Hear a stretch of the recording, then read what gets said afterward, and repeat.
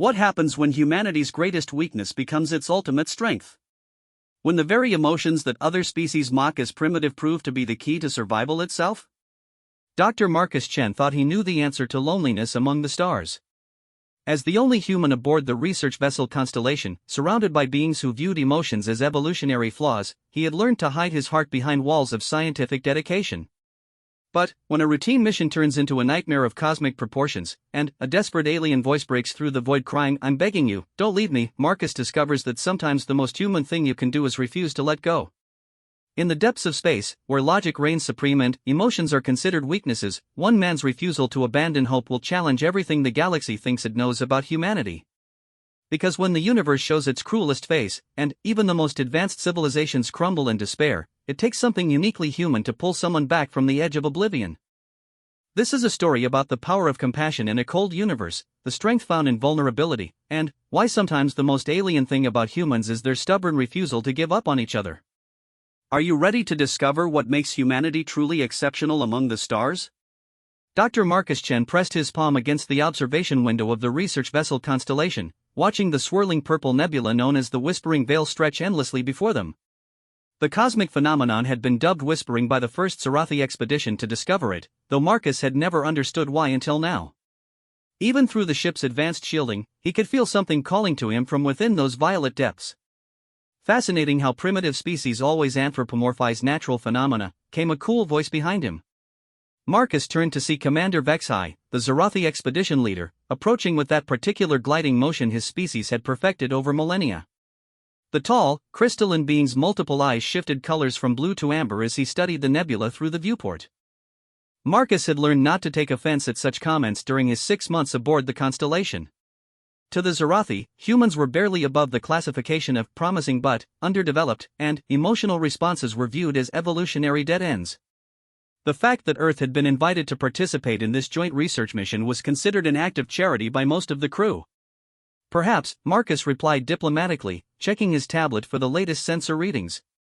Though sometimes pattern recognition serves us well, even when the patterns might not be conventionally logical. Vexai's crystalline features shifted in what Marcus had learned was the Zarathi equivalent of mild amusement. Your species' tendency toward emotional projection continues to intrigue our xenopsychologists. No doubt they will find your observations during this mission quite valuable for their studies. The reminder stung more than Marcus cared to admit. He wasn't just here as a scientist, he was here as a specimen. The lone human aboard a ship of 12 different species, all of whom viewed humanity as a curiosity at best. His research into quantum consciousness patterns had earned him this position, but he knew his colleagues back home saw it as either a tremendous opportunity or a form of elaborate exile.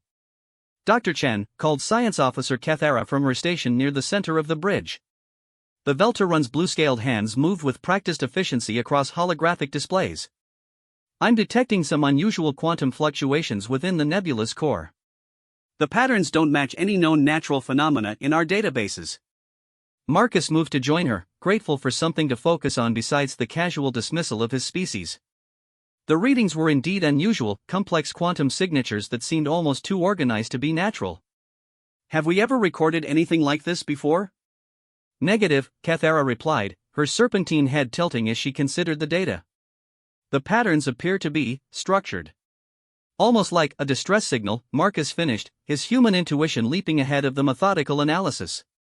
The moment the words left his mouth, he regretted them. Around the bridge, several crew members turned to look at him with expressions ranging from curiosity to condescension.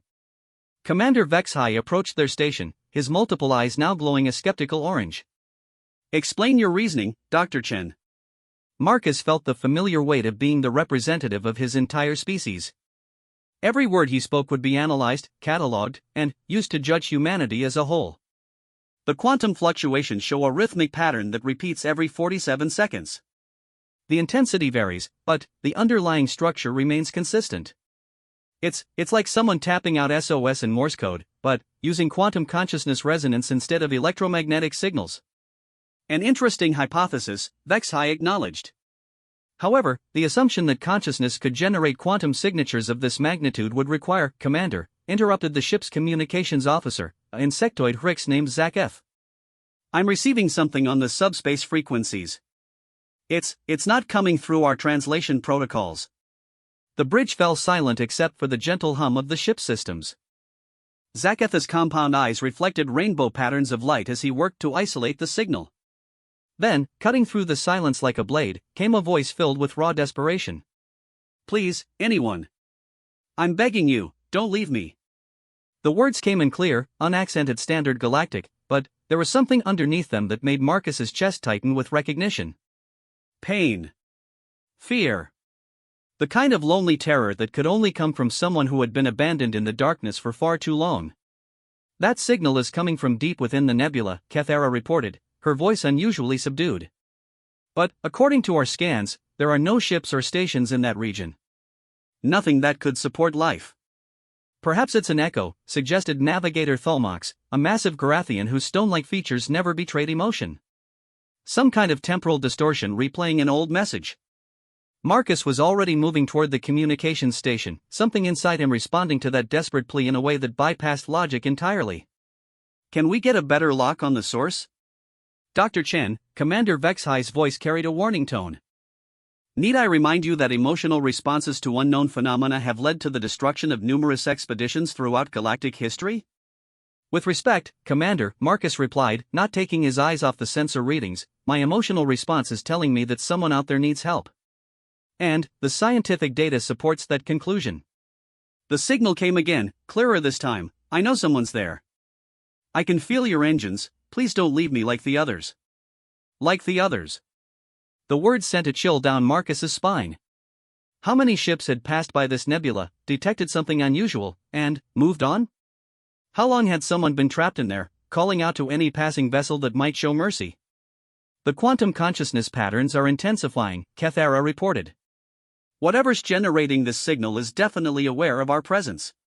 Commander Vexhai moved to the central command console, his crystalline fingers dancing across the controls. "All stations, maintain maximum sensor sweeps of the nebula. I want to know exactly what we're dealing with before we make any decisions about investigation." Marcus felt frustration building in his chest. This was exactly the kind of cautious, analytical approach that had made humanity seem primitive to their galactic neighbors. While the crew ran scans and analyzed data, someone was suffering in the darkness, begging for help that might never come. "Commander," he said carefully, "I request permission to take a shuttle into the nebula. The quantum consciousness patterns suggest that whatever's in there might respond better to direct contact." The bridge erupted in what Marcus had learned were expressions of shock across multiple species. Vexhai's eyes cycled through several colors before settling on a deep red that indicated serious displeasure. "Dr. Chen, that would be an extremely reckless course of action. The nebula contains unknown energy fields, uncharted gravitational anomalies, and, now, an unidentified source of quantum disturbance. No rational being would willingly expose themselves to such danger based on emotional impulse." "Maybe that's the problem," Marcus replied quietly. "Maybe sometimes you need someone irrational enough to take risks when rational beings would walk away." The signal came again, and, this time Marcus could have sworn he heard tears in the voice. "Please. I've been alone so long. I just need someone to care enough to try." The words hit Marcus like a physical blow. He thought of all the times in his own life when he had felt isolated, misunderstood, abandoned. The loneliness of being the only human in a group of beings who saw him as a curiosity rather than a colleague. The ache of trying to prove his species worthy of respect while feeling like an outsider himself. "I volunteer for the mission," he said firmly. "If the rest of the crew considers it too dangerous, I'll take full responsibility."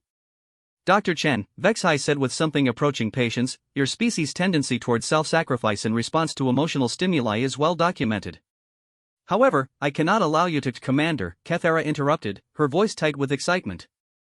"I'm detecting massive quantum consciousness spikes throughout the nebula. Whatever's in there is responding to our conversation." The communication system crackled to life again, and, this time the voice carried a note of desperate hope. "You're talking about coming to find me. Oh, bless stars, you're actually talking about helping. Please, I know it's dangerous, but I've been trapped here for so long." Marcus looked around the bridge, seeing the mixture of fear and scientific curiosity on his crewmates' faces. These were beings from advanced civilizations, species that had mastered faster-than-light travel, quantum computing, and consciousness transfer technology. But none of them seemed to understand the simple truth that sometimes, the most advanced thing you could do was choose compassion over caution. I'm going, Marcus said simply. With or without permission. The silence that followed was broken only by another desperate transmission. Please don't change your minds, please don't leave me here alone again. Commander Vexhai studied Marcus for a long moment, his multiple eyes shifting through the spectrum as he processed variables that Marcus couldn't begin to guess at. Finally, he spoke. Very well, Dr. Chen. But, you will not go alone. If humanity is determined to pursue this irrational course of action, then, science will accompany you to document the results. I'll pilot, Kethara volunteered immediately. The Velterun neural interface will allow me to navigate the nebula's quantum fields more safely than standard navigation systems. Marcus felt a surge of gratitude toward the blue-scaled science officer. Thank you. Do not mistake professional curiosity for emotional attachment, Kethara replied, but her serpentine features showed something that might have been a smile. Though I admit, your species' willingness to risk danger for strangers is intriguing. As the crew began preparations for the mission, Marcus returned to the observation window. The purple nebula seemed to pulse with new energy, as if a new help was finally coming. He pressed his palm against the transparisteel again and whispered, just loud enough for the ship's sensors to pick up his words. Hold on. We're coming for you. From somewhere in the swirling cosmic mists, a voice answered with the first note of real hope it had carried in what might have been centuries. I knew someone would care enough to try. Marcus closed his eyes and made a silent promise to whoever was waiting in the darkness. He wouldn't be like the others. He wouldn't leave them alone. Even if it killed him, he would prove that sometimes the most human thing you could do was refuse to abandon hope. The shuttle Meridian was a compact vessel designed for short-range scientific missions, equipped with the latest in quantum shielding and consciousness detection arrays. As Marcus ran through the pre-flight checklist, he couldn't shake the feeling that he was about to undertake the most important mission of his life. Kethara moved through the shuttle's systems with practiced efficiency, her Velterun neural interface allowing her to communicate directly with the ship's navigation computer. The blue scaling along her arms shifted to deeper hues as she concentrated, a sign that she was accessing the more advanced functions of her species' biological technology. Quantum field generators are online, she reported. Consciousness resonance detectors are calibrated to human baseline parameters, as you requested. Marcus nodded, checking his environmental suit one final time. Any changes in the signal? The transmissions have become more frequent. Whoever is broadcasting appears increasingly agitated. The quantum consciousness patterns suggest extreme emotional distress. Kethara paused, her serpentine head tilting as she considered something. Dr. Chen, I must ask, what makes you so certain this is not some form of trap? Perhaps an automated system designed to lure ships into the nebula? It was a rational question, and Marcus had been asking himself the same thing since they began preparations. But every time he heard that desperate voice calling out through the void, his instincts told him the same thing: this was real. Someone was suffering, and they needed help. Have you ever been truly alone, Kethara? He asked quietly. Not just physically isolated, but completely cut off from your own kind? Unable to touch another living being, to share a moment of understanding, to feel like you matter to anyone in the universe? The Velterun's golden eyes studied him with new interest. My species does not experience isolation in the same manner as yours. Our neural networks allow us to maintain constant contact with our communities, even across vast distances. Then, you might not understand, Marcus replied, sealing his helmet. But, humans do. We know what it sounds like when someone is drowning in loneliness. And, I've never heard anything as desperate as that voice calling out from the nebula. As if summoned by his words, the communication system crackled to life. You're still there, thank you for not leaving.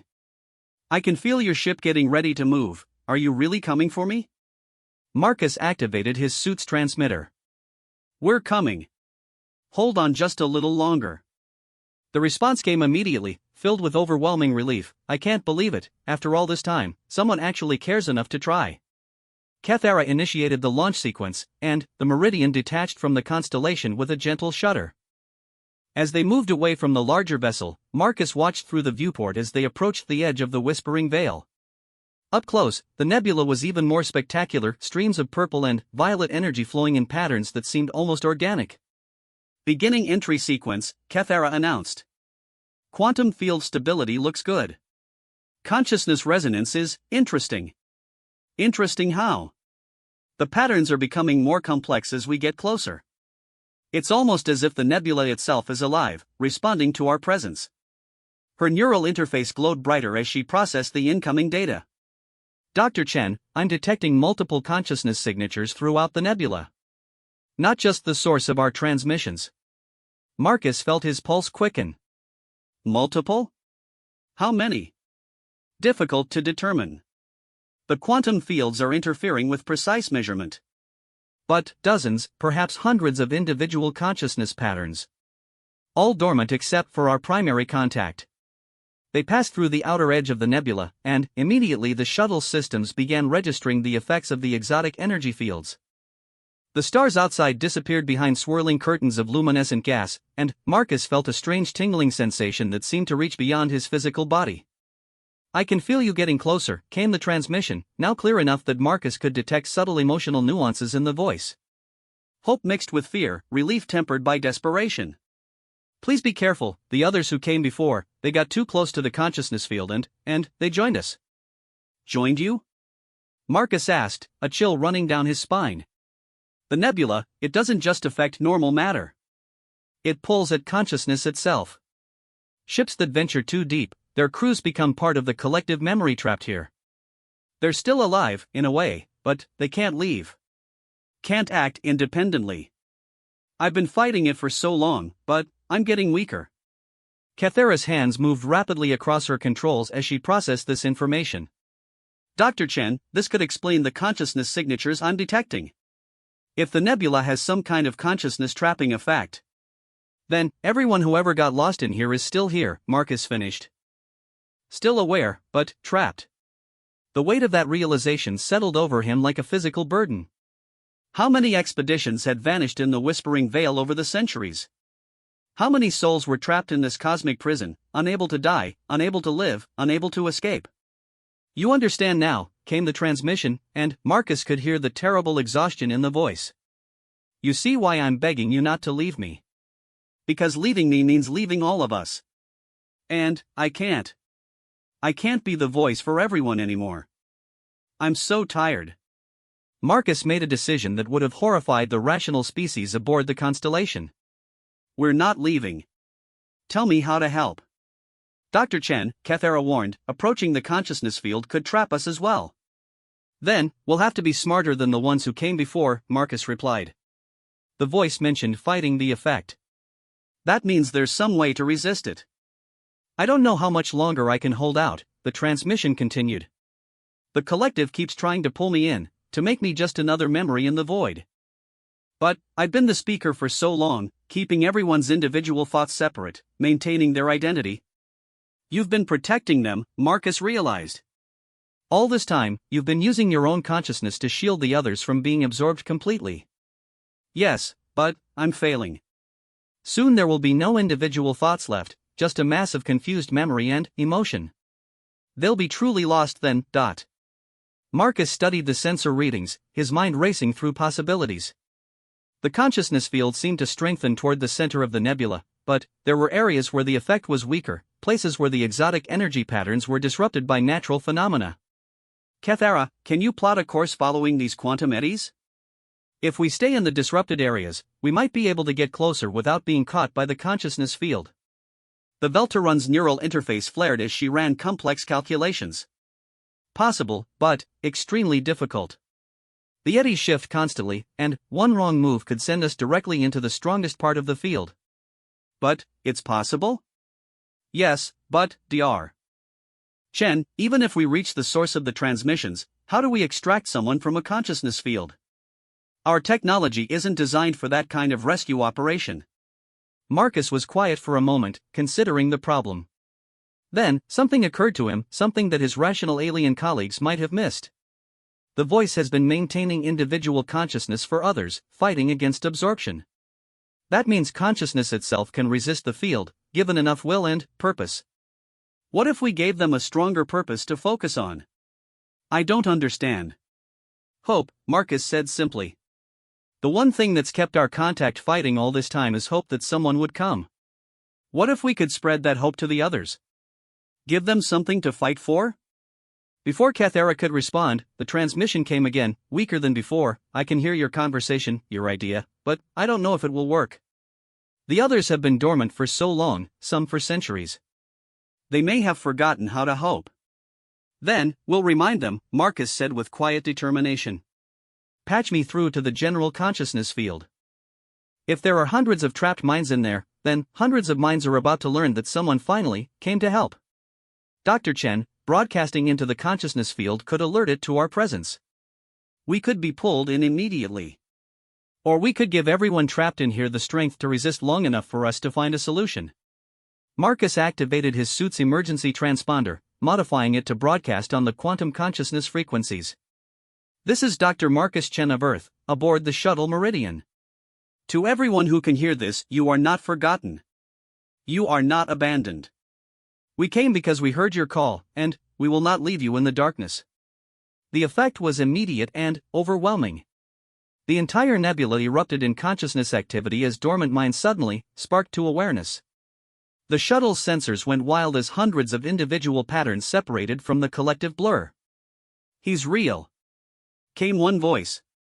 Someone actually came. Whispered another. Don't let me disappear again. Pleaded a third. The cacophony of awakening minds would have been overwhelming, but, underneath it all, Marcus could hear the original voice, stronger now than it had been in hours. They're waking up, oh stars, they're remembering who they are. Dr. Chen, Kathara reported, her voice tight with amazement, the consciousness field is destabilizing. The individual patterns are creating interference with the absorption effect.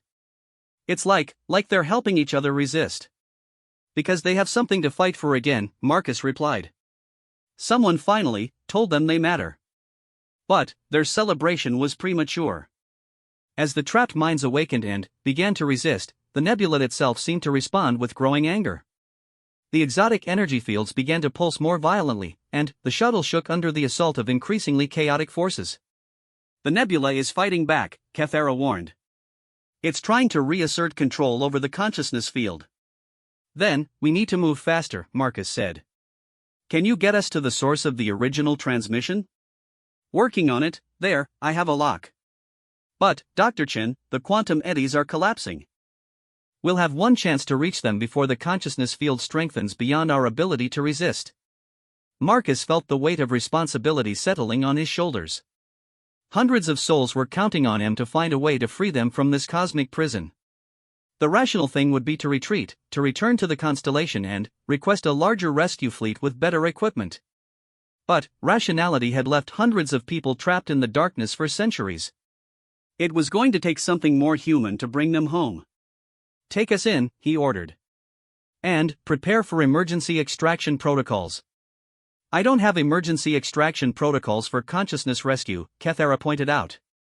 Marcus smiled grimly as the shuttle dove deeper into the swirling energies of the whispering veil. Then, I guess we're about to invent them.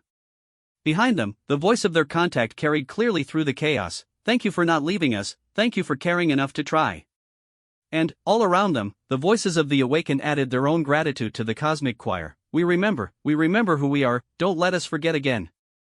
Marcus closed his eyes and made the same promise he had made before. He wouldn't leave them. He wouldn't let them be forgotten. Now he just had to figure out how to keep that promise without dooming himself and Kathara to the same fate. The deeper they traveled into the whispering veil, the more Marcus began to understand why the nebula had claimed so many victims. The consciousness field didn't just pull at the mind, it offered something seductive. Peace. An end to the struggle of individual existence. The promise of becoming part of something vast and eternal. Marcus felt the pull himself, a gentle tugging sensation that seemed to whisper that he could let go of all his worries, all his responsibilities, all the loneliness he had carried as the only human among alien colleagues. He could simply dissolve into the collective and never have to prove himself again. The field is getting stronger, Kathara reported, her voice strained with effort. I'm having difficulty maintaining navigation protocols. The nebula is beautiful. So peaceful. Marcus forced himself to focus on the voices still calling out through the chaos, the hundreds of individual souls who had been trapped here, fighting to maintain their identity against this cosmic embrace. Stay with me, Kathara. Remember why we came. Yes, the rescue mission. The Velteron's neural interface flickered as she struggled against the consciousness field's influence. But, Dr. Chen, it would be so easy to just let go. That's what it wants you to think, Marcus replied, though he could feel the same temptation growing stronger with each passing moment. Fight it. Think about your people, your life outside this place.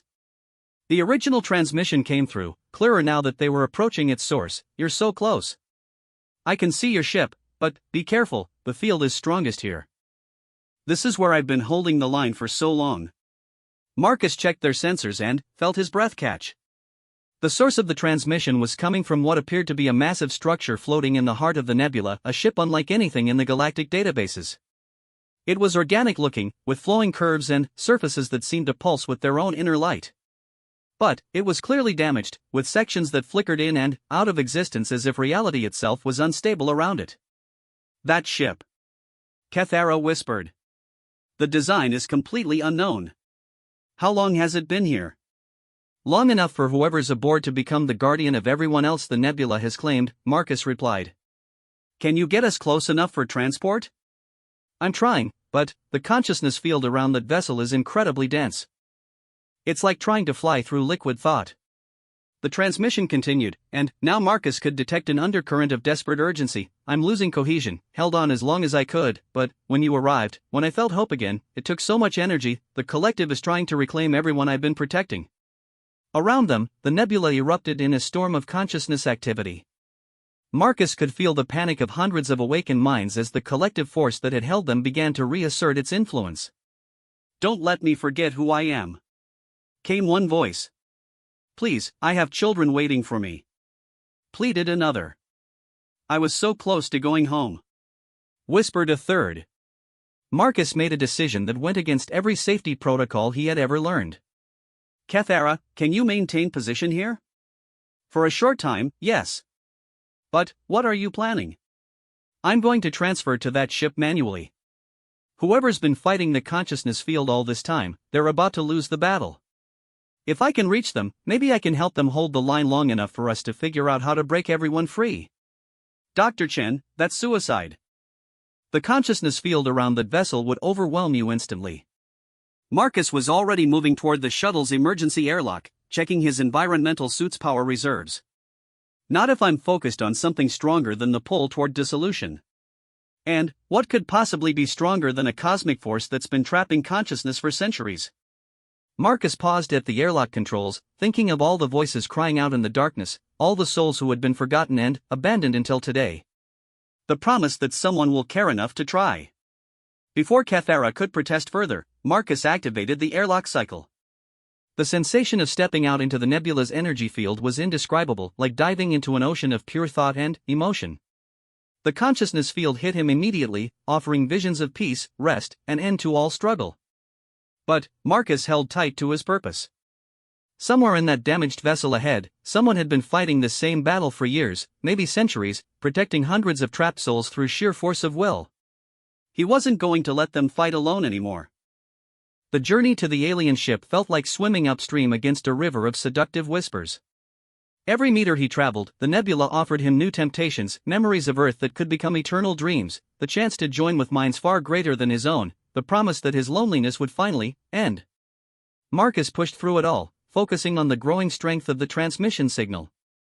Someone was waiting for him. Someone who had never given up hope, even in the darkest depths of space.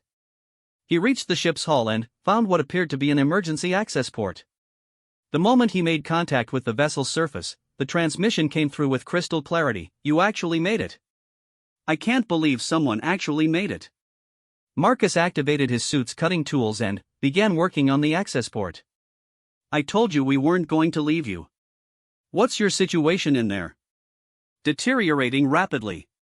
I've been using my ship's consciousness matrix to create a buffer against the nebula's absorption field, but the matrix is failing. When it collapses completely, everyone I've been protecting will be pulled into the collective consciousness. They'll lose their individual identity forever. How many are we talking about? 743 souls from ships that were claimed over the past 6 centuries.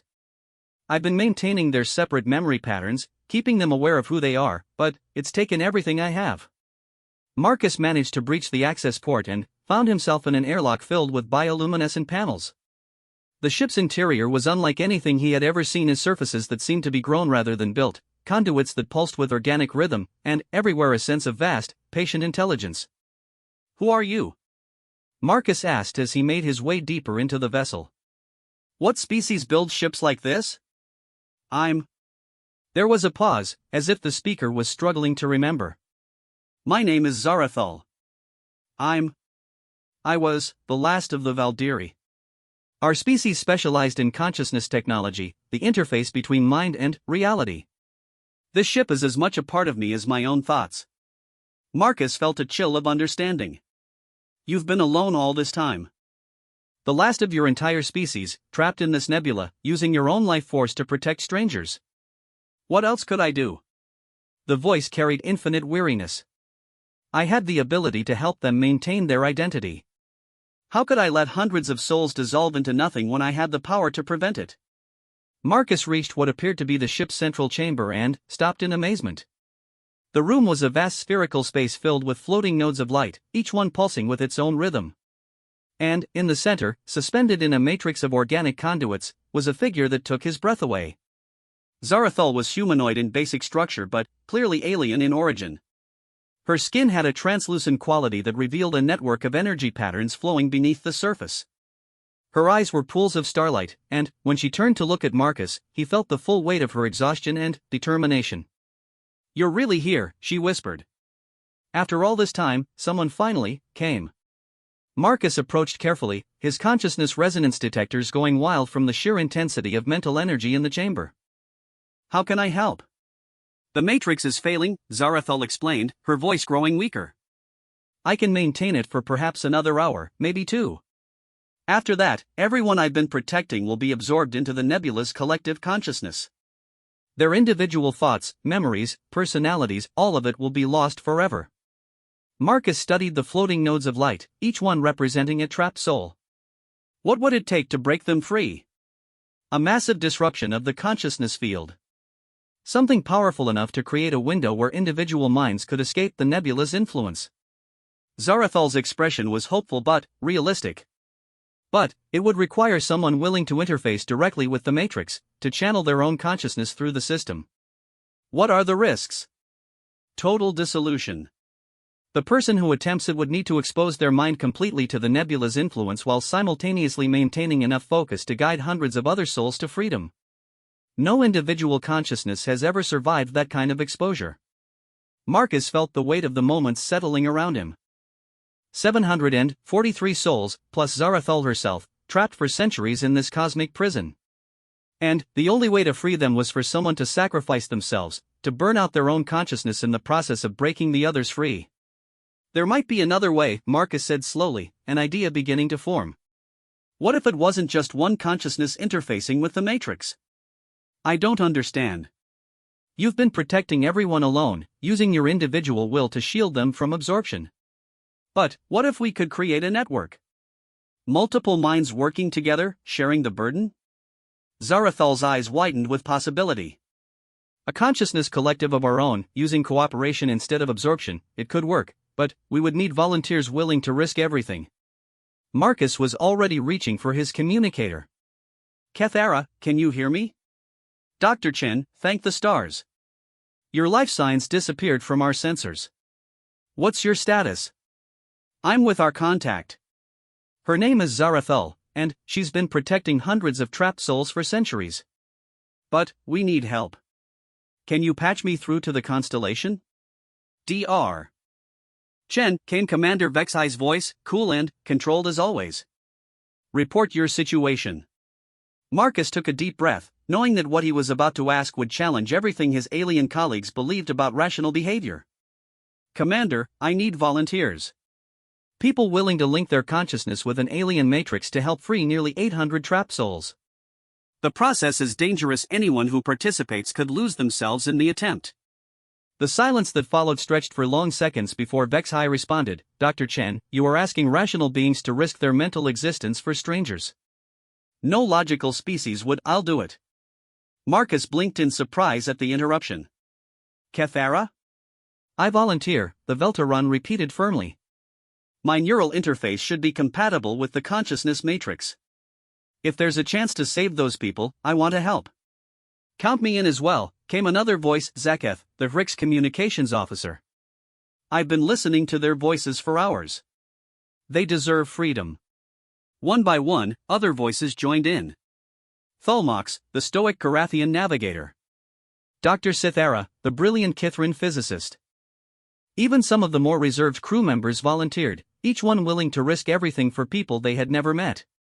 Commander Vexai's voice, when it came, carried a note of something that might have been admiration. It appears, Dr. Chen, that your species' irrational compassion is contagious. Marcus felt tears forming in his eyes as he looked at Zarathul, who was listening to the exchange with growing amazement. They're volunteering, she whispered. Strangers from different species, risking their minds to help people they've never met. That's what makes this plan work, Marcus replied. It's not about individual heroism. It's about people choosing to care for each other, even when logic says they shouldn't. Zarathul's expression transformed from exhaustion to determination. Then, let's show this nebula what happens when consciousness chooses connection over dissolution, cooperation over absorption. As the rescue fleet prepared for the most dangerous consciousness-linking operation in galactic history, Marcus felt something he hadn't experienced since leaving Earth, the knowledge that he wasn't alone anymore.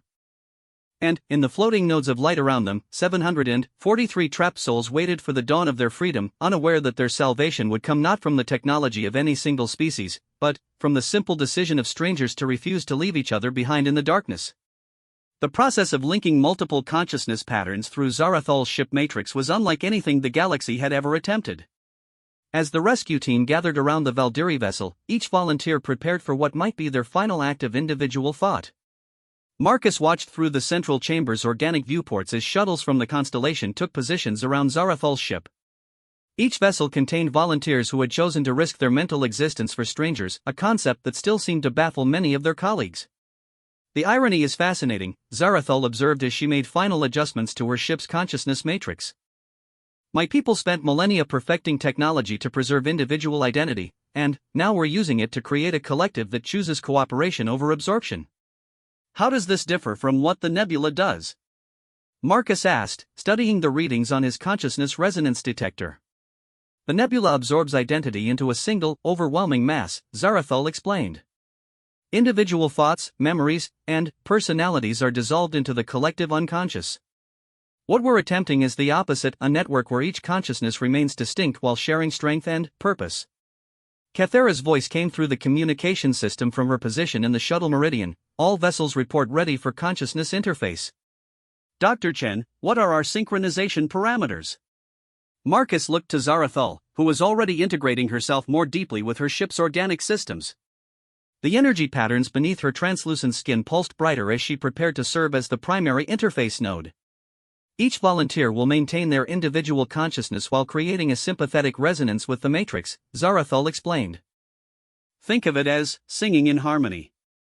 Each voice remains distinct, but together they create something more powerful than any individual could achieve alone. And the trapped souls? Once the network is stable, we'll use the combined conscious energy to create escape corridors through the nebula's absorption field. Each freed soul will need a guide, someone from the network to help them navigate back to individual existence. Marcus activated his suit's consciousness interface, feeling the strange sensation as his mind began to sync with the alien technology. How many can each of us guide? Depends on the strength of will and the depth of compassion, Zarathul replied. Humans, from what I've observed, possess an unusual capacity for empathetic connection. You might be able to guide more than most. The process began gradually. Marcus felt his consciousness expanding beyond the boundaries of his individual mind, touching first Zarathul's ancient and weary presence, then reaching out to connect with the volunteers in the surrounding shuttles. Kathera was the first to establish full contact. Her Veltarun neural interface created a smooth bridge into the network, and Marcus felt her wonder as she experienced direct mind-to-mind contact with other species. This is incredible, she transmitted through the consciousness link. I can feel all of you, but I'm still myself. Zaketha's insectoid thought patterns joined next, followed by the solid, dependable presence of Thulmox the Garathian.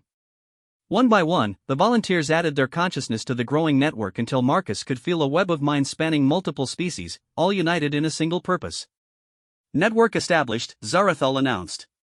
Conscious resonance at optimal levels.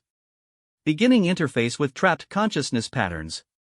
The moment Zarathul activated the rescue protocols, Marcus felt his awareness explode outward into the trapped souls floating in the nebula's embrace. 743 individual minds, each one a unique person with their own memories, fears, hopes, and dreams. The experience was overwhelming. Marcus found himself simultaneously connected to a Kithran explorer who had been trapped for 3 centuries, a human merchant captain whose ship had disappeared 40 years ago, a family of Beneathi colonists who had been trying to reach a new world when the nebula claimed them, and dozens of others. Each trapped soul carried their own story of how they had ended up in the Whispering Vale, but they all shared the same experience of gradual dissolution as the nebula's consciousness field tried to absorb their individual identity into its collective mass. "I remember my daughter's laugh," transmitted the human captain, his mental voice filled with desperate hope. "Please don't let me forget my daughter's laugh. My research into quantum biology came from the Kithran explorer. I was so close to a breakthrough. I can't let that knowledge disappear." "The smell of the gardens on Beneath Prime," whispered one of the colonists. "The way the flowers bloomed in the morning light." Marcus felt tears flowing down his face inside his environmental suit as he experienced the full weight of what each person feared losing. These weren't just abstract consciousness patterns, they were people with lives, relationships, dreams, and memories that made them who they were. "Guide them home," Zarathul's voice echoed through the network. "Use the escape corridors we're creating, but remember each soul needs an individual connection to break free from the nebula's influence." Marcus reached out to the human captain first, his consciousness forming a bridge of shared experience and understanding. "Captain Morrison," he transmitted, using the name he had gleaned from the man's memories. "I'm Marcus Chen, from Earth. I'm here to take you home." "Earth?" The captain's response was filled with disbelief.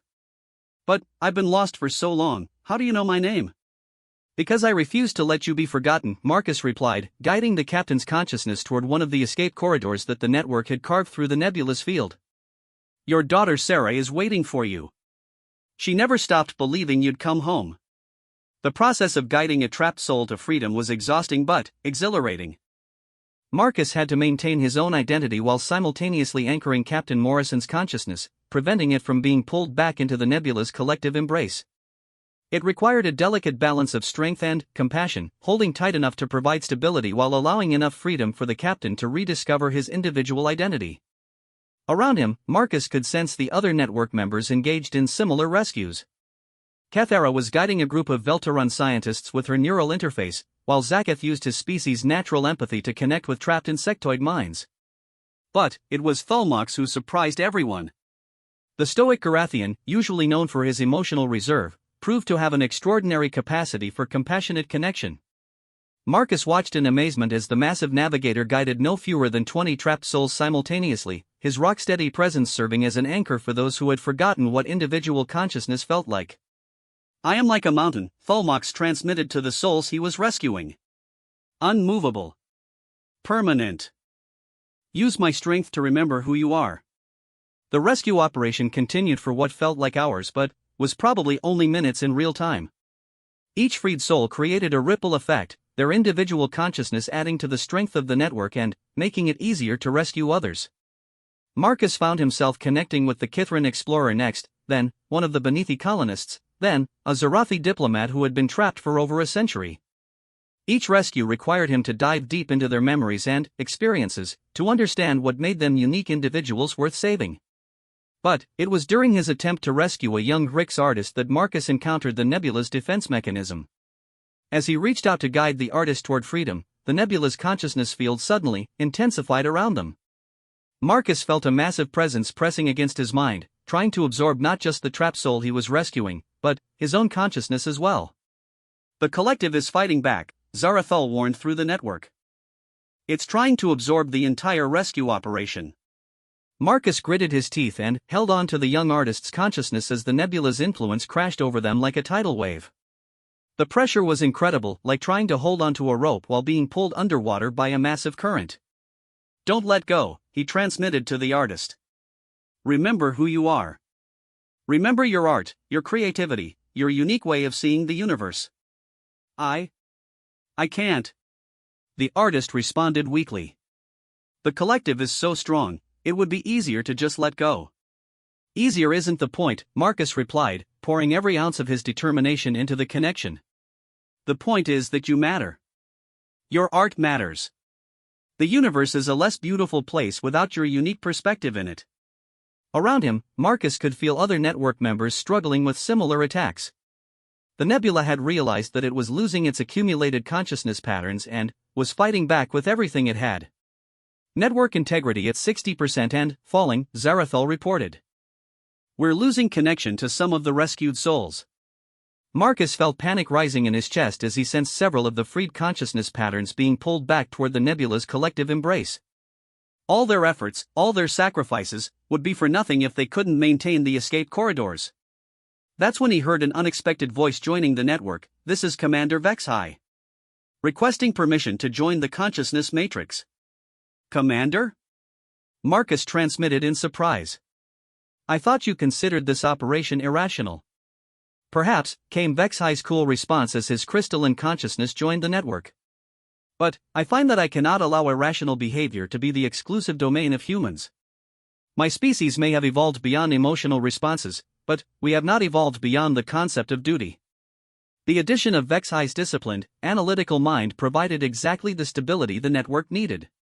His consciousness formed bridges of pure logic and structure, creating stable pathways that the more emotion-driven rescuers could use to guide trapped souls to safety. More voices joined from the Constellation crew members who had initially declined to participate but had been moved by the courage of their colleagues. Dr. Cythera brought the precise, mathematical consciousness of the Kithran species. Engineer Mothcall added the methodical, problem-solving mentality of the Draconic peoples. Even some of the junior staff volunteered their mental energy to the rescue effort. Network integrity restored and, climbing, Zarathul announced with relief. We now have sufficient conscious energy to maintain all escape corridors simultaneously. The final phase of the rescue operation became a race against time. The nebula continued to fight back, but the ever-growing network of connected minds provided too many anchors for it to overcome. Soul after soul was guided to freedom, each one requiring individual attention and care to fully separate from the collective influence. Marcus lost count of how many people he helped rescue. The Hrix artist whose creativity had been dimmed but not destroyed. An elderly Zarafi philosopher who had spent 2 centuries maintaining his individual thoughts through pure intellectual discipline. A group of young Veltarun explorers who had been trapped together and had somehow managed to preserve their friendship even in the face of dissolution. Each rescue strengthened the network and made the next one easier. But it was the final rescue that would stay with Marcus forever. There's one more, Zarathul transmitted as the last escape corridor stabilized. But this one is different. This consciousness has been trapped here longer than any other since the nebula first formed. It's the original victim, the source around which all this accumulated consciousness began to gather. Marcus reached out with his awareness and immediately understood why this rescue was different. The consciousness pattern was ancient beyond measure, so old that it had almost become part of the nebula itself. Separating it would require not just strength and compassion, but an active will that transcended individual capability. We'll do it together, Marcus transmitted to the entire network. All of us. This is someone who has been alone longer than any being should ever have to be. As the network focused its combined conscious energy on the final rescue, Marcus felt the full power of what they had accomplished. Multiple species working together not for conquest or profit, but for the simple principle that no one deserved to be abandoned in the darkness. The ancient consciousness stirred as it felt their approach, and, when it spoke, its voice carried the weight of eons. Who dares disturb the endless dream? Friends, Marcus replied simply. We've come to bring you home. The ancient consciousness that had been trapped at the heart of the Whispering Veil for countless millennia was unlike anything Marcus had ever encountered. As the network reached out to make contact, he felt the overwhelming weight of unimaginable loneliness, not just decades or centuries of isolation, but eons of being cut off from any form of companionship or connection. I had forgotten, the ancient voice whispered through the consciousness link, that there could be others. I had forgotten that minds could reach across the void to touch other minds. Through the connection, Marcus glimpsed fragments of the being's memories. It had been an explorer from a species so old that their civilization had risen and fallen before most current galactic races had even evolved. When their ship had become caught in what would later become the Whispering Veil, the exotic energies had somehow preserved their consciousness even as their physical form was lost to time. "What is your name?" Marcus asked gently, pouring all the warmth and compassion he could into the mental link. "Name?" The consciousness seemed to struggle with the concept. Valeth. I was called Valeth when names had meaning. When there were others to speak them. Valeth, Marcus repeated, and he felt the ancient being's surprise at hearing their name spoken with genuine care. "You're not alone anymore. We've come to bring you home." "Home?"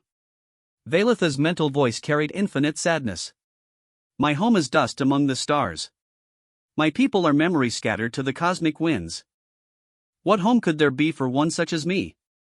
It was Zarathal who answered, her own ancient loneliness resonating with Valeth's pain. "The home we make for each other. The connections we choose to forge. I know what it is to be the last of your kind, to carry the weight of an entire civilization's memory. But I also know that home isn't a place, it's the choice to care for and be cared for by others." Around them, the consciousness network hummed with agreement. Hundreds of voices joined in, each one offering their own understanding of what it meant to find belonging among strangers. "You don't have to be alone anymore," transmitted Captain Morrison, the human merchant who had been one of the first souls Marcus had rescued. "We've all been lost in the darkness. But someone came for us. Someone refused to leave us behind. The network can be your people now," added Cathara. "Different species, different origins, but united in the understanding that no one deserves to face existence alone." Marcus felt Valeth's consciousness trembling as the ancient being processed the offer of connection, the possibility that their endless isolation might finally end. But he also sensed the fear. After so long in the darkness, the prospect of light could be terrifying. "I don't remember how to be part of something larger than myself," Valeth confessed. "The loneliness has become part of who I am. What if I've forgotten how to connect with others?" "Then, we'll teach you," Marcus replied simply. "The same way someone once taught all of us. Step by step, moment by moment, choice by choice." The rescue of Valeth required every member of the consciousness network working together. The ancient being's mental patterns had become so intertwined with the nebulous structure that separating them threatened to destabilize the entire field. But the network held firm, each consciousness adding their strength to the effort while maintaining their individual identity. As Valeth was gradually separated from the nebulous collective embrace, Marcus felt the cosmic phenomenon itself beginning to change. Without the ancient consciousness serving as its foundation, the whispering veil started to lose coherence. The exotic energy fields that had trapped so many souls for centuries began to dissipate. "The nebula is collapsing," Zarathal announced through the network. Without its original consciousness anchor, the structure that maintained the consciousness trapping effect is breaking down. "What does that mean for the space around here?" asked Commander Vexhai. "It means this region of space will return to normal cosmic conditions," Zarathal replied. "The whispering veil will become just another nebula, beautiful, but no longer dangerous to conscious beings." Marcus felt a profound sense of completion as he watched the purple energies of the nebula begin to fade to more natural colors. For the first time in millennia, this region of space would be safe for travelers. No more ships would be lost here. No more souls would be trapped in the darkness. But the real victory was in the consciousness network itself. What had begun as a desperate rescue operation had evolved into something unprecedented in galactic history, a voluntary collective of minds from multiple species, each maintaining their individuality while sharing strength and purpose. "What happens now?" asked Valeth, their ancient voice carrying a note of hope that had been absent for eons. "Where do we go from here?" "Wherever we choose," Marcus replied. "Some of us will return to our original lives, carrying the memory of this connection. Others might decide to explore what it means to be part of a voluntary consciousness collective. The important thing is that the choice is ours to make." As the network began to prepare for the transition back to individual existence, Marcus felt a profound gratitude for everything that had brought him to this moment. His loneliness aboard the Constellation, his colleagues' dismissal of human emotional responses, his species' reputation as primitive and irrational, all of it had led to this point where those very traits proved to be the key to the greatest rescue operation in galactic history. "Dr. Chen," came Captain Morrison's transmission as the network began to gracefully separate. "I wanted to thank you. Not just for rescuing me, but for showing me that being human means never giving up on each other." Similar messages came from across the network. The Kithran explorer expressing amazement at human persistence. The Beneathi colonists marveling at the willingness of strangers to risk everything for people they'd never met. Even the stoic Tholmox transmitted his respect for the emotional courage that humans displayed. But it was Zarathal's message that moved Marcus most deeply. "You have given me something I never thought I would have again, a reason to hope. For the first time since the last of my people died, I believe that the universe is not a cold, empty place. There is warmth here, connection, the choice to care for one another across all the barriers that divide us." As the consciousness network completed its dissolution, each member returning to their individual existence while maintaining the memory of their shared experience, Marcus found himself back in Zarathal's central chamber. The Valdiri ship was now functioning normally, no longer serving as a prison but as a vessel of exploration once again. "What will you do now?" Marcus asked her. Zarathal smiled, and, for the first time since he had met her, the expression carried no trace of exhaustion or despair. "I think I would like to see the galaxy again. To explore new worlds, meet new species, perhaps help establish consciousness networks for peaceful purposes." "And you, Dr. Chen? What will you do with the knowledge of what you've accomplished here?" Marcus considered the question as he prepared to return to the shuttle where Kethara was waiting. The universe had been fundamentally changed by what they had done here. The Whispering Veil would become a symbol of hope rather than loss. The consciousness network would serve as proof that cooperation between species was not just possible but transformative. "I think," Marcus said slowly, "I'm going to go home and write a report that's going to challenge everything the galaxy thinks it knows about humans and emotions and the value of what others consider irrational compassion." "And if they don't believe you?" Marcus smiled as he sealed his environmental suit. "Then, I'll invite them to meet 744 souls who can testify that sometimes the most logical thing you can do is trust in the illogical power of caring about others." The journey back to the constellation was triumphant. The rescued souls would be returned to their homes, their families, their lives that had been interrupted but not destroyed by their time in the nebula. Many of them would carry the memory of the consciousness network, the knowledge that beings from different species could choose to work together for the benefit of all. As Marcus stepped aboard the Constellation's shuttle bay, he was surprised to find the entire crew waiting for him. Commander Vexai stepped forward, his crystalline features cycling through colors that Marcus had never seen before. "Dr. Chen," the commander said formally, "on behalf of the Joint Expedition crew, I wish to express our admiration for your conduct during this mission.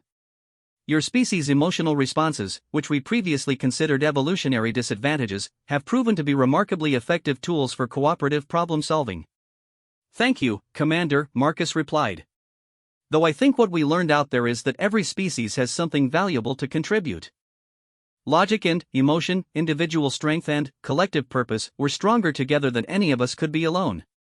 In the days that followed, as the Constellation made its way back to the core worlds with its cargo of rescued souls and revolutionary data about consciousness networking, Marcus found that his status aboard the ship had fundamentally changed.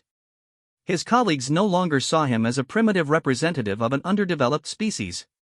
Instead, they sought his advice on complex problems, valued his emotional insights, and included him as an equal in their discussions.